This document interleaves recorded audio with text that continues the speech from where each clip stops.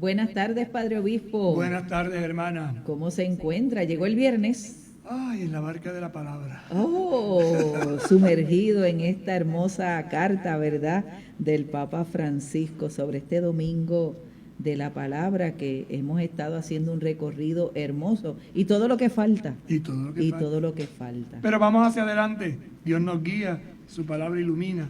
Y ciertamente la riqueza de este servicio que el Papa Francisco está realizando en la iglesia cada vez da más fortaleza, y en la medida que uno estudia sus escritos y los trata, ¿verdad?, de aplicar, uno se va dando cuenta de cómo Dios nos guía. ¿Y cuánto nos falta para continuar aprendiendo? Por eso este programa, Mi Camino de Fe, pasito a pasito, para ir adentrándonos en ese gran misterio que el Señor nos está permitiendo vivir a cada uno de nosotros con esta experiencia.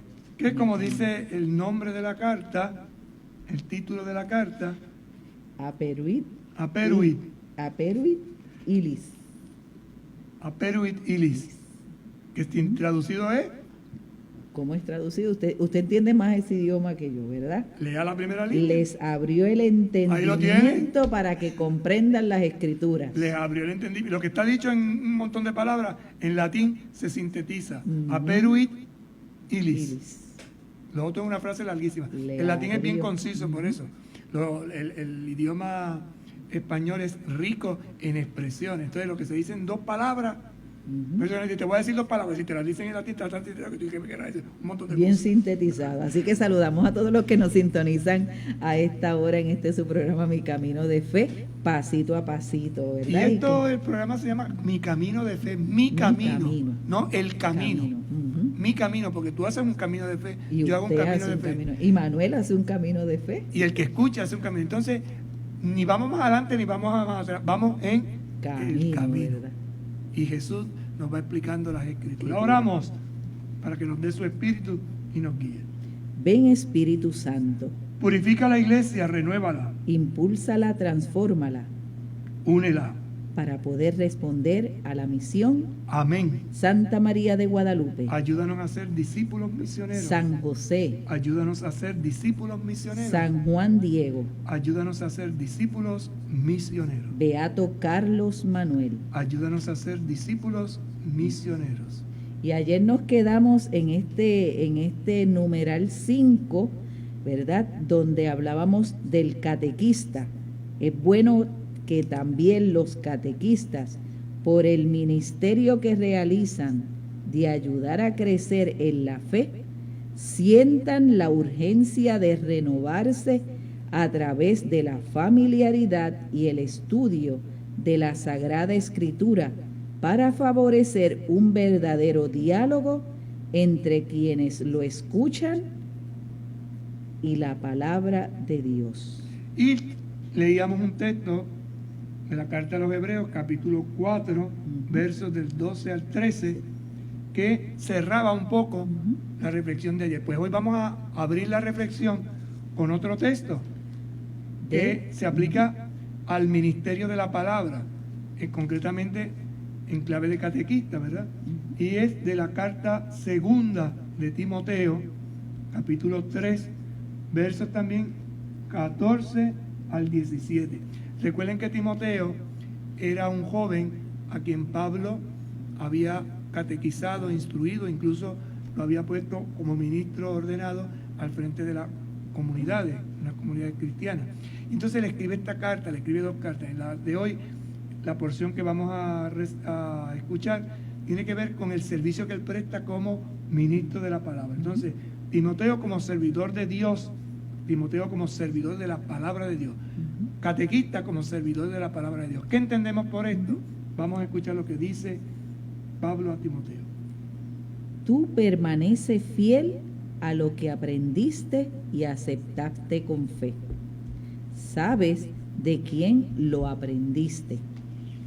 Recuerda que desde niño conoces la Sagrada Escritura, que puede darte sabiduría para salvarte por la fe en Cristo Jesús.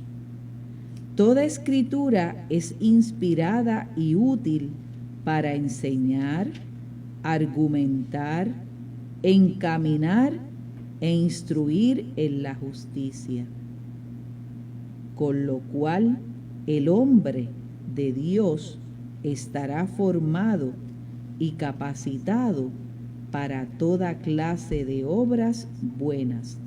Palabra de Dios. Te alabamos, Señor. Vamos a leerlo otra vez y vamos como hacer la gallina. A escarbar. A escarbar. A desmenuzarla. Comienza, hermana, por favor. Tú permaneces fiel a lo que aprendiste y aceptaste con fe. ¿Sabes de quién lo aprendiste? Así que se dirige directamente a Timoteo. ¿Y qué es lo primero que le dice? Tú. Tú, personal, va directo, ¿verdad? Y le dice, ¿tú qué? Permanece fiel. Permanece fiel. No te equivoques. Permanece fiel. A lo que aprendiste y aceptaste con fe. A lo que aprendiste. Tienes que permanecer fiel a lo que aprendiste. ¿Y de quién lo aprendió? ¿De quién lo aprendió? De Pablo. No. ¿Verdad? Pablo lo hizo crecer, pero Lo instruyó, lo catequizó. pero él lo aprendió ¿de quién? De su abuela y de su madre. ¿Verdad que lo habíamos leído en otros programas? De su abuela, ay, ¿cómo se llamaba la abuelita de Timoteo? Loida. Loida. Y Eunice. Sí. Ahora no sé si Eunice es la madre y Loida es la abuela o la abuela, no me acuerdo, estoy buscando. No, yo creo que Loida, era la mamá y Eunice era la abuela. ¿Tú no te acuerdas, Manuel? Cuando lo estuvimos leyendo. Vamos a ponerlo como asignación, que no se nos olvide. Sí, vamos tratando de buscar a el texto. buscar quién fue, de quién lo aprendió, ¿verdad? Pero es interesante porque lo que voy es que lo aprende en la familia. Ujú. Y eso que aprende Timoteo lo hace después, lo desarrolla, ¿no? Correcto. Por eso Pablo le recuerda que desde niño conoces las Sagradas Escrituras, que puede darte sabiduría para salvarte por la fe en Cristo Jesús. ¿Verdad? Pero ¿Ah? Loida era la abuela. Loida era la abuela. Muy Loida era la bien. abuela. Manuel hizo la asignación aquí, Google. No, si San Google No, es maravilloso. Así que Loida. lo Así que aprendió. Loida, su abuela, y Eunice, fíjense el valor de una buena abuela Ujú. y de una buena madre que instruyen en la fe. Y esto es interesante porque le dice, históricamente, Ujú. Pablo le hace un memorial a Timoteo, le dice, permanece fiel a lo que aprendiste, lo que mamaste en tu familia, Ujú. sobre todo de tu abuela. Las abuelitas en eso son especiales, son apóstoles entendidos, pero aceptaste con fe. O sea, que tú lo aceptaste, no bastó que te lo dijeran, tú lo aceptaste. Y sabes, ¿De quién lo aprendiste? entonces, si esto es de familia, esto es fundamental en ti, tú conoces bien cómo ellas han vivido, testimonio de vida. Y decíamos aquí, o decía el Papa aquí, que el catequista es el que ayuda a crecer en la fe. Así que tenemos ejemplo de una madre y una abuela. Ujú. Seguimos. Recuerda. Entonces, haz memoria. Hazlo presente. Trae de nuevo a tu cabeza que desde niño, por lo tanto, Timoteo fue instruido desde niño. Entonces, miren la importancia de la catequesis de los niños. Por eso es que nosotros insistimos tanto en que envíen a los niños a la catequesis. Lo que se aprende de niño no se olvida. Queda como una semilla y a su debido tiempo dará fruto. ¿Desde niño qué es? Conoces la Sagrada Escritura. ¿Por qué conoce la Sagrada Escritura desde niño? Porque era de ascendencia de familia judía. Y los judíos desde pequeños conocen las Escrituras. Que puede darte sabiduría. Ahora, ¿qué da la Sagrada Escritura? Va a enumerar qué da la Sagrada Escritura. Que puede darte sabiduría para salvarte por la fe en Cristo Jesús. Así que la Escritura me da sabiduría. Una sabiduría que me viene dada para yo poderme salvar. Pero me salvo por la fe en Cristo. Es decir, que yo pongo a Jesucristo en el centro de mi vida, pero guiado por la Escritura, practico lo que diga esa fe, el amor, entonces logro la salvación. Y ahora dirá más específicamente. Toda escritura Atención, toda escritura se refiere entonces al libro. Todo lo que está en la escritura, todo lo que está en la Biblia, es inspirada. vamos despacio, es inspirada. No es palabra humana, Ujú. esto lo inspiró Dios. Dios. Y aunque ha habido un copista, que es el que la redacta, Ujú. esto lo inspira Dios. Y ahora bien, Y útil para enseñar. entonces útil. ¿Para qué me es útil la escritura? Para enseñar, guiar a otros. Segundo, Argumentar. argumentar en las discusiones, ¿no? Buscar el fundamento, no una discusión tonta, sino busca, por eso Jesús le decía, a los fariseos, escruten, busquen en la escritura y se van a dar cuenta que hablan de mí Ujú. desde el principio hasta el final. ¿Y a qué escritura se refería?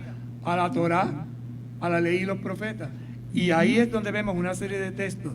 Por eso, por ejemplo, el Viernes Santo, por traer una liturgia, escuchamos unos textos proféticos de Isaías, donde ¿qué? Se cumple en ese siervo lo que vemos en Jesús en su pasión. Él es el siervo sufriente, Él es el siervo doliente. Encaminar. Encaminar, me orienta, me dirige, me lleva y además E instruir en la justicia. en la búsqueda del bien común. Entonces mira lo que hace. Es inspirada, útil para enseñar, argumentar, otra palabra para argumentar es corregir, regir el corazón, encaminar, instruir en la justicia. Y por lo tanto, conclusión, verso 17, Con lo cual el hombre de Dios el hombre, la mujer de Dios, estará formado, estará formado. Entonces la palabra de Dios me forma y además me, capacitado ¿para qué? para toda clase de obras buenas. Entonces las obras buenas para las cuales yo soy capacitado está guiado ¿por qué? Por las sagradas Escrituras. Ujú. Y esto es muy importante que lo tengamos presente. Complementando un poquito este texto, les pido que busquen capítulo 15 de la carta a los Romanos. Texto bien breve. Capítulo 15, carta a los Romanos. Recuerden que la carta a los Romanos es la primera. Verso 4. El verso 4. Ujú. Para que veamos un complemento de este texto. Lo que entonces se escribió fue para nuestra instrucción. O sea, lo que entonces se escribió, Sagrada Escritura, fue para nuestra, Instrucción. y decía, es útil para instruir. Ujú. Para que por la paciencia y el consuelo de la Escritura tengamos esperanza. Otra vez, Para que por la si paciencia la Escritura me da paciencia, ciencia de la paz, voy adquiriendo esa ciencia de la paz. y el consuelo de la Escritura La Escritura me da consuelo. tengamos esperanza. ¿Qué esperanza? La de la vida eterna. Si miramos otro texto paralelo, vamos a ver otro texto que habla de esto. Segunda de Timoteo, volvemos a Timoteo, la segunda otra vez, capítulo 3, verso 16. Segunda de Timoteo, capítulo 3, verso 16. ¿Qué dice?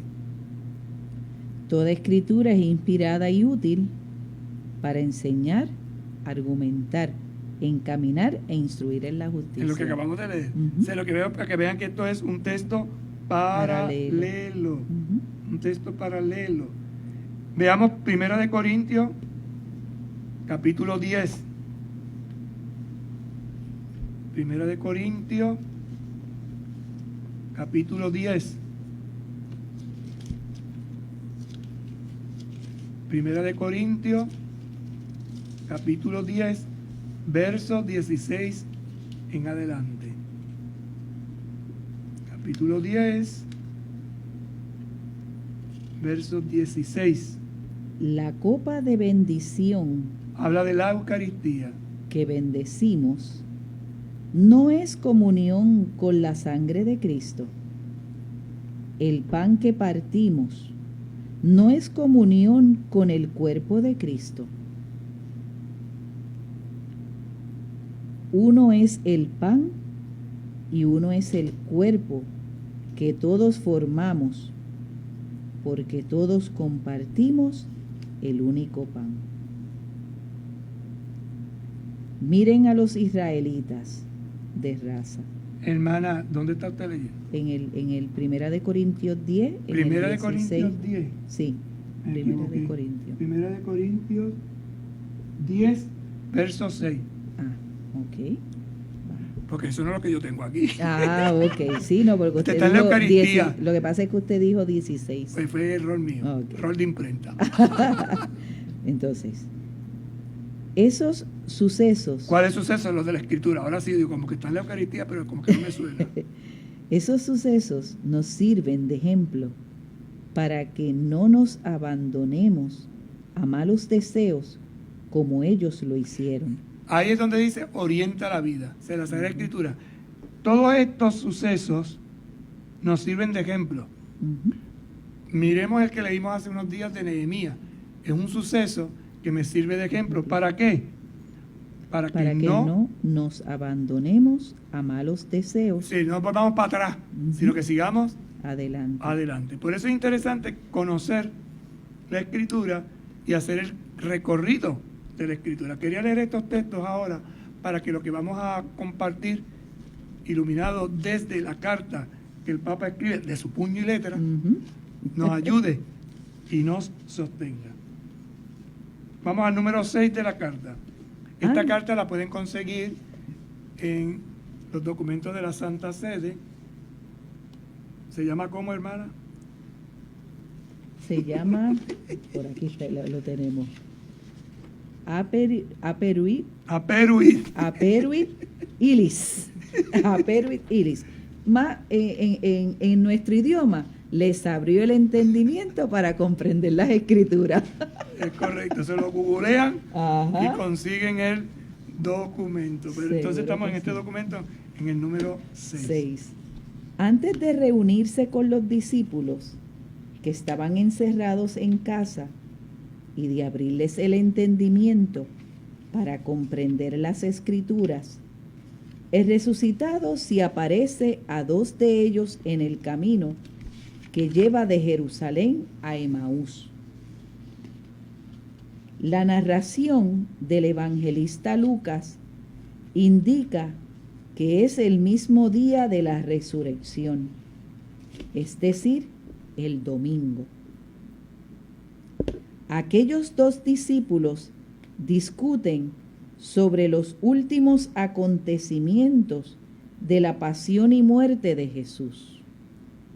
Su camino está marcado por la tristeza y la desilusión a causa del trágico final de Jesús. Está haciendo una relectura del texto de Emaús y Ujú. la aplicación práctica, ¿verdad?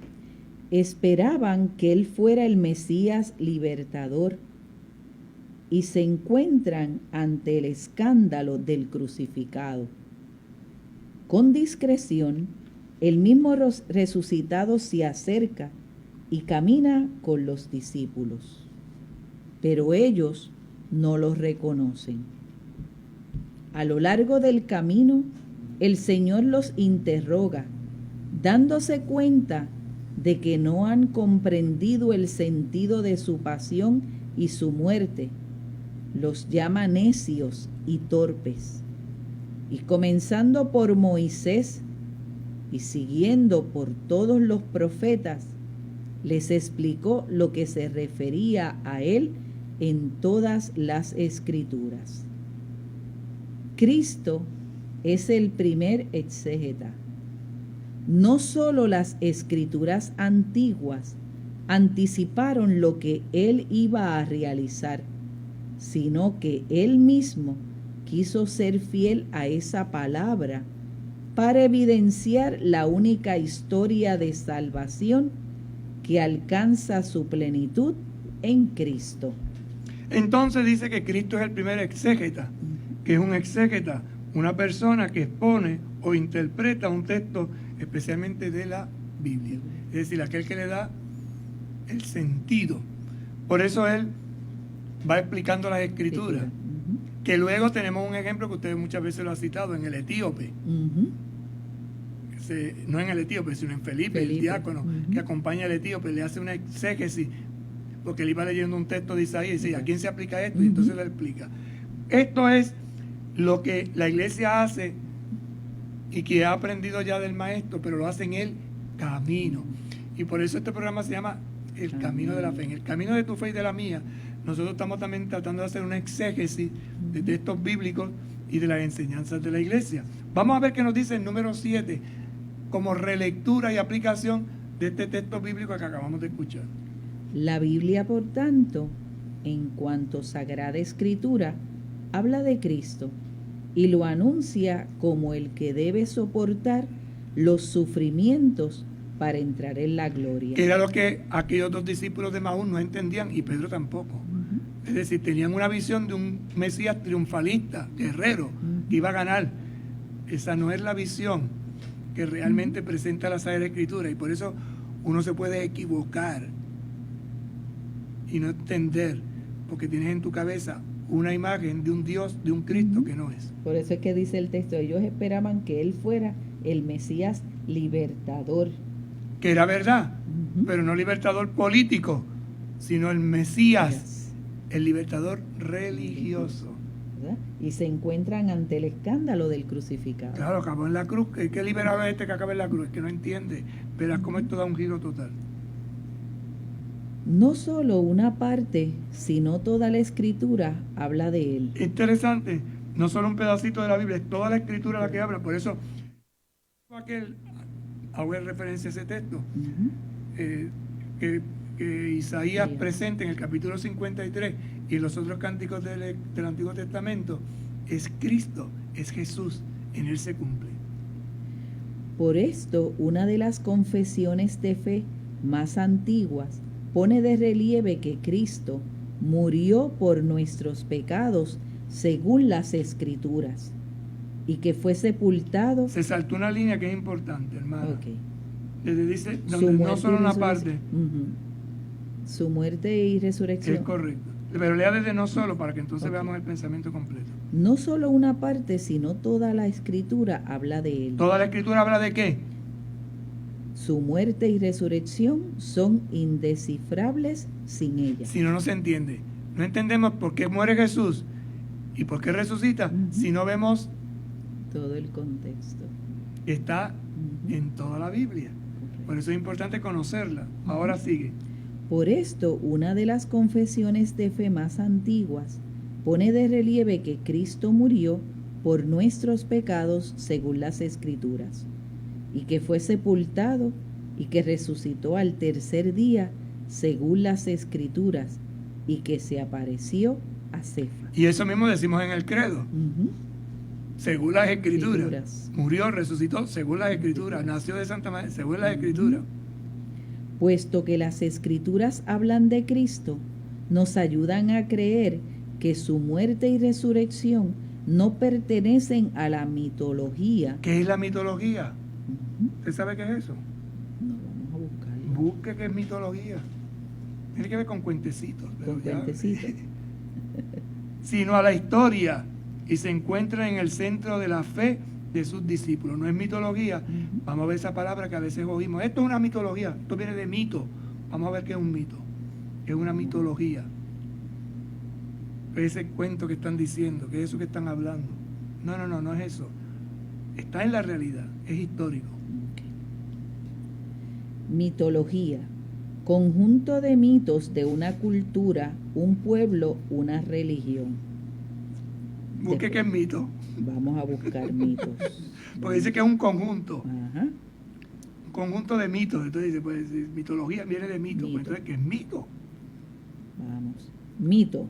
Historia fabulosa de tradición oral que explica por medio de la narración las acciones de seres que encarnan de forma simbólica fuerzas de la naturaleza, aspectos de la condición humana, se aplica especialmente a la que narra las acciones de los dioses o héroes de la antigüedad. Entonces, los mitos son paganos. Neptuno,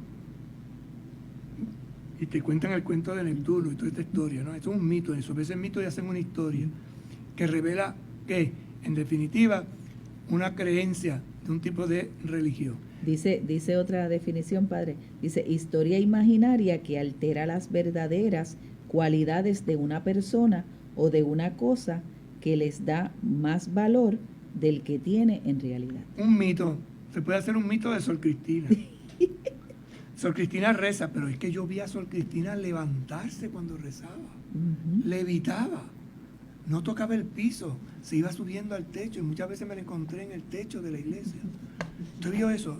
Bueno, usted lo vio. Hacen una historia y todo eso sigue pasando, oral. Eso no está escrito, pero eso se pasa. Ay, porque yo conocí a Sor Cristina. Ay, Sor Cristina era una mujer tremenda. Ay, andaba.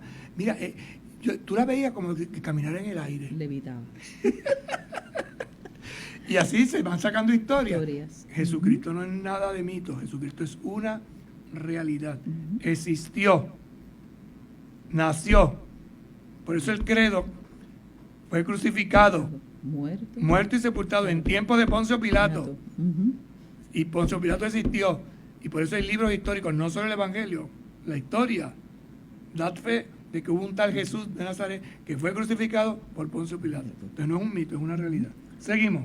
Es profundo el vínculo entre la Sagrada Escritura y la fe de los creyentes, porque la fe proviene de la escucha, y la escucha está centrada en la palabra de Cristo. Y ya dice San Pablo que la fe entra por el oído.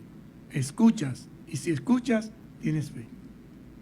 La invitación que surge es la urgencia y la importancia, atención, que los creyentes tienen para dar a la escucha de la palabra del Señor, tanto en la acción litúrgica como en la oración y la reflexión personal. Entonces, de ahí nuestra insistencia de escuchar la palabra de Dios en las celebraciones litúrgicas, pero además de escucharla en la oración y en la reflexión personal. Ya le hemos dicho eso muchísimas veces, otras veces, ¿verdad? La palabra que más se repite en la Escritura es Shema. Shema quiere decir escucha. Y escucha quiere decir para la oreja, como los perros. ¡Ta-ta! Pausamos y en breve regresamos. Con un paso de fe a Cristo verás, con un paso de fe a Cristo verás, con un paso de fe a Cristo verás, con un paso de fe a Cristo verás. ¡Los cuatro! Caminas las montañas, caminas sobre agua, caminas sobre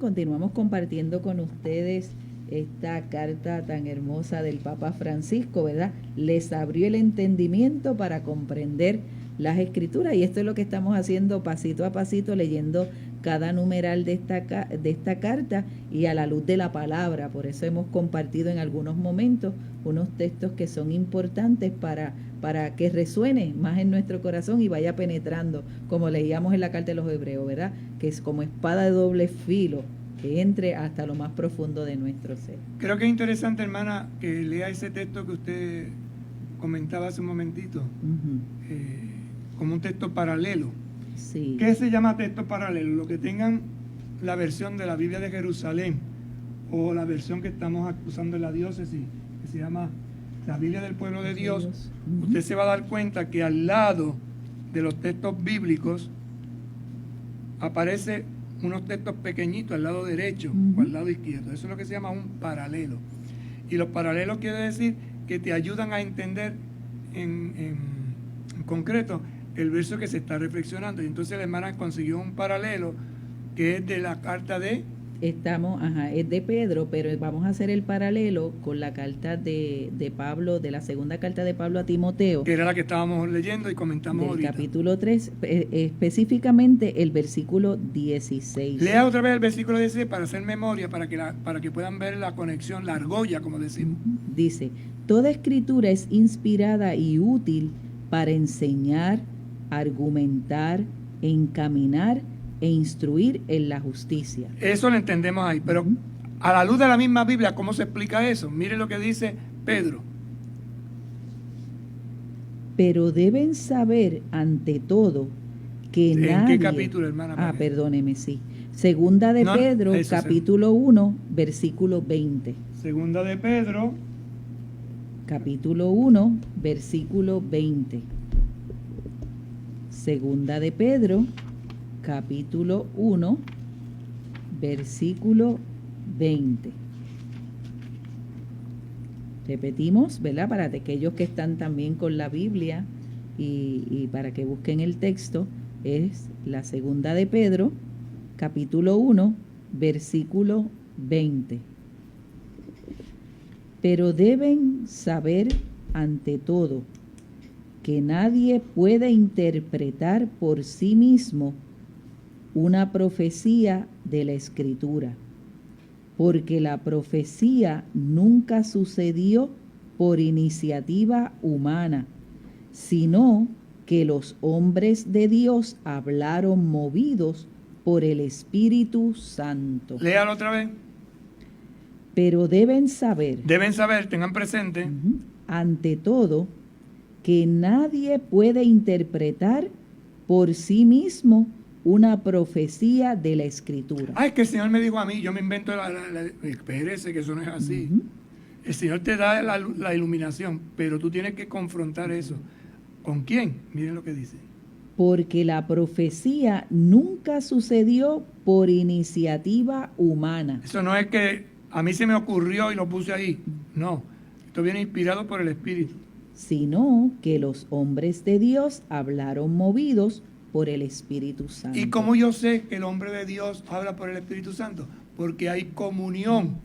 Y esto quiere decir que los que estudian la Biblia llegan a la misma conclusión. Entonces no es que el Señor me dijo a mí, a ti te puede dar una moción espiritual. Ahora, eso que me inspira el Espíritu, yo lo pongo, ¿dónde? A la iglesia. ¿A quiénes? A los que son responsables de la iglesia.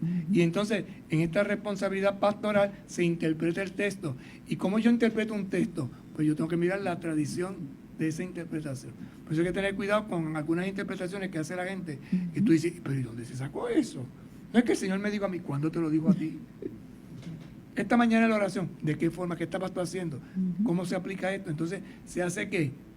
Una reflexión, un análisis, se toma decisión y se mira si esto encaja en el proyecto evangelizador de la iglesia. Y algo importante también, Padre, en tomar en consideración que a veces buscamos unas interpretaciones. Ahora tenemos toda esta tecnología y buscamos y googleamos, pero hay que ver de qué referencia está sacado la fuente, la fuente, que es sumamente importante también. Ciertamente.